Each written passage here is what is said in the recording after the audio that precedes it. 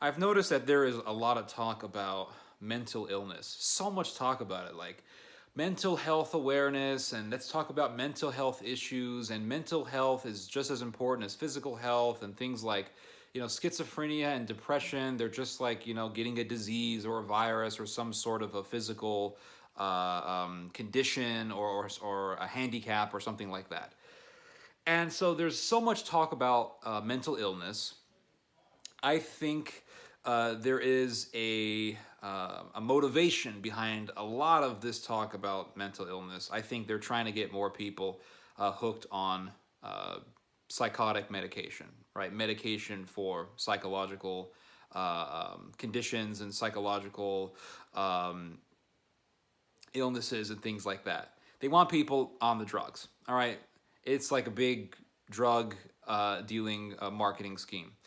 And another reason why they're doing it is because, well, what they're saying is essentially a reflection of the mass hysteria that is all over the world. There is a huge global problem of mental illness in the world. It's all over the world, and there are so many people who have clinical depression, and they have schizophrenia and bipolar and all sorts of mental illnesses. So much, so much, and so many people on psychotic medication. So many people on medication for psychological problems.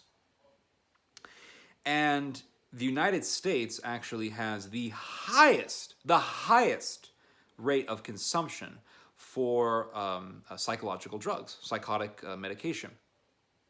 We consume more psychotic medication for psychological illnesses than any other country on earth. We have so much mental illness. And you see it everywhere you go. You go to the Walmart, you go to the Costco, you go to the Target, you go to the grocery store, you go to the gas station, you go to your kid's soccer game, you go to the school, the university, wherever. It doesn't matter. You go to your church, it doesn't matter. Catholic church, Protestant church, Baptist, whatever.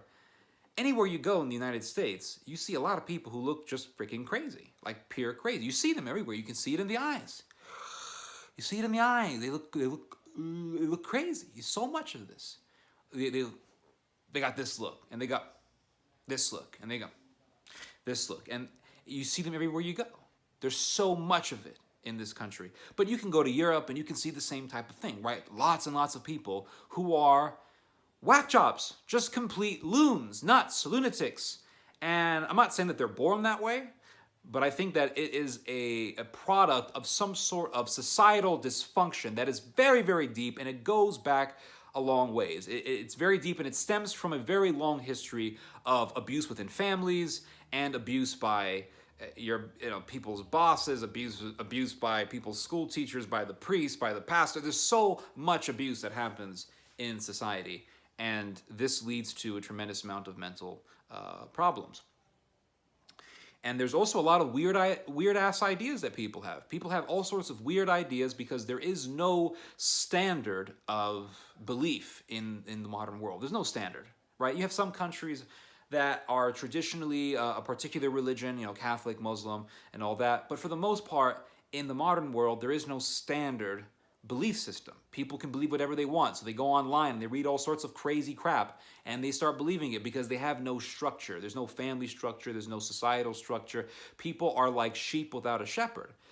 And this is extremely dangerous. Like, I don't think people have any idea how dangerous this is. You go on Instagram and you hear people saying like, "Oh, we got to bring up more awareness for mental health issues, and we need more awareness. People need to understand more about like all the mental and psychological conditions that people have, and it's become such a huge topic. But people are acting like it's just like like a cut. You just put a bandage on it or whatever. People aren't taking this thing that seriously because it is extremely dangerous. Because what eventually happens is that you have people who snap. You have people who snap and they kill people. We've seen this many, many times, especially in the United States. I don't think there's a country on the earth that has the level of school shootings and really just events where people get guns and decide to kill people randomly in like malls and theaters and schools. I don't think there's a single country on the earth that has a level of that type of violence like the United States. Like, I don't think there's a country like that. The United States, I think, is the only country that has this high level of public massacres. That's what they are. They're public massacres, mainly in schools. I don't think there's a country in the world that has it because we have so many crazy people. But that's how dangerous this is. And here's what makes it even more dangerous. What makes it even more dangerous is when the mental illness is channeled through politics. That's what makes it so dangerous.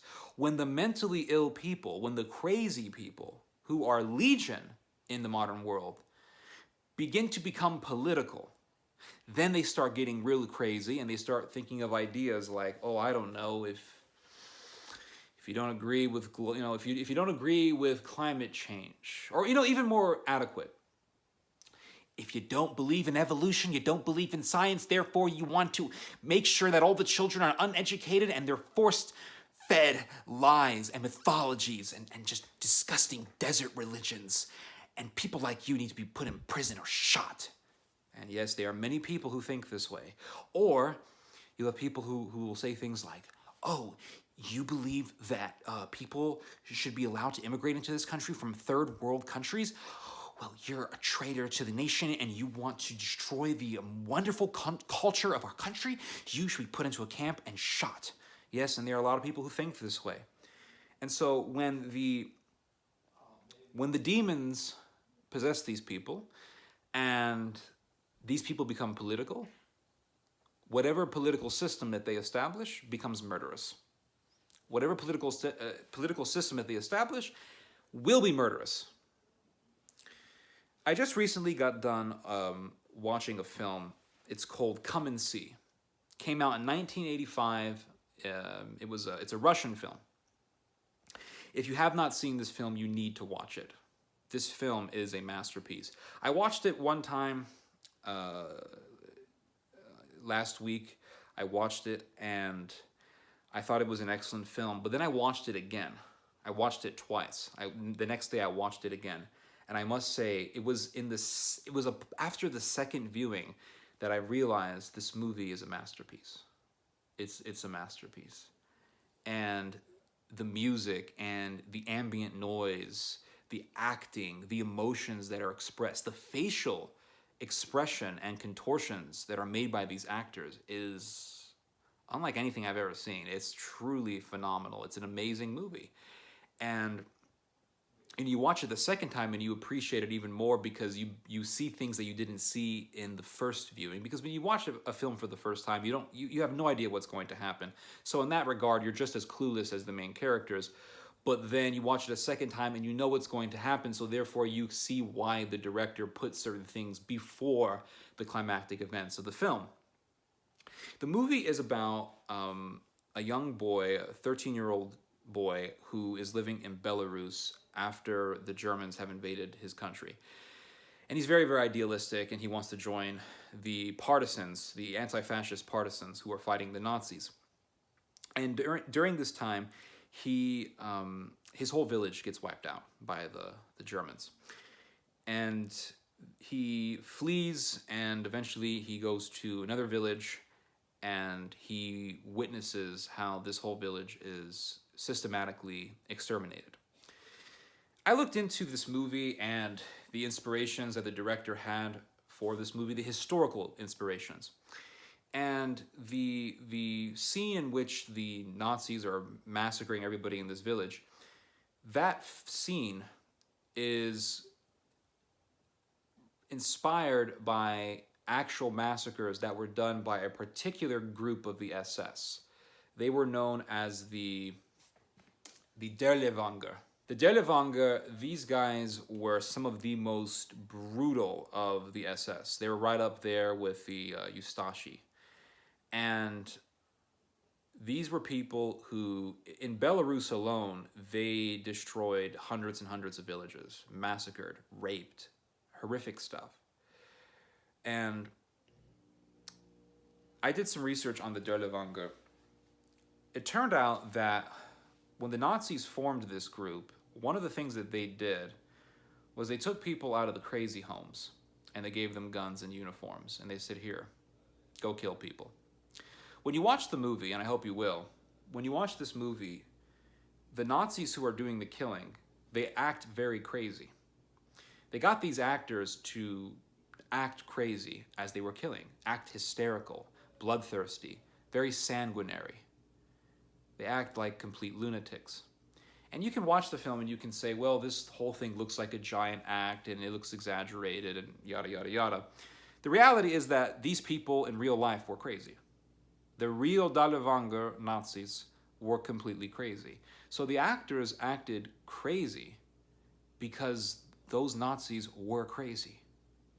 And when they killed, they were bloodthirsty and they were filled with bloodlust and they were absolutely hysterical.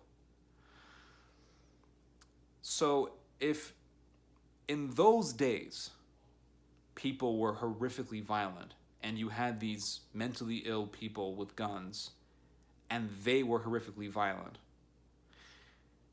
and the fact that in those days they didn't have the level of mental illness that we have today, imagine what it's going to be like in the future. Imagine what it's going to be like when fascist paramilitaries and hard left paramilitaries begin to kill people just as they did back in the early half of the 20th century, the first half of the 20th century. Imagine how horrendous things are going to be. I remember last year there was a riot in Germany. It was in a city called Chemnitz. And basically a bunch of Nazis got together and they did a riot. And they were flipping cars, they were attacking migrants, attacking foreigners. And you can watch video footage of this. And you can see these right-wing fanatics. You can see it in their eyes. That spirit of hysteria and bloodlust.